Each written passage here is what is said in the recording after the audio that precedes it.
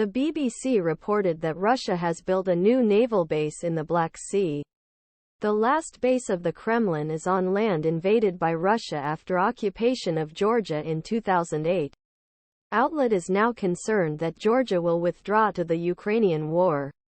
According to BBC, the Kremlin seems to be building a naval base in Abkhazia, a region of Georgia, which has been occupied by Georgia since 1990s.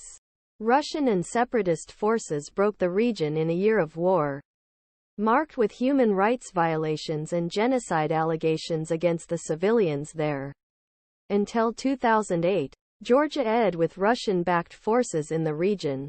However, the BBC reported that Georgia's planned military base may attract them to the largest war in Europe in decades. In October, Aslan Bzhania, the separatist leader of Abkhazia, met with Russian President Vladimir Putin, and later announced that he had signed an agreement to build a permanent Russian sea base in the Ochamchira region. Russian authorities refrained from commenting. The BBC reported satellite showed that Russia had built up to 13,000 tons of ships could allow Ukraine in 2022 to allow ships. The new harbor would also not be far from Georgia's own planned port in the Black Sea, which would help the country avoid trade on Russian territory. The BBC reported that opposition deputies in Georgia condemned Russia's new base plan last month.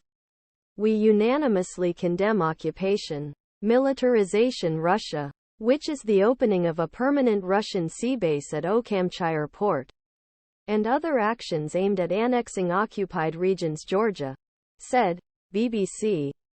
However, President Georgian Foreign Relations Committee, president of BBC, said that it would take years to finish harbor and that government was more concerned about threat civilians to be kidnapped by Russian forces.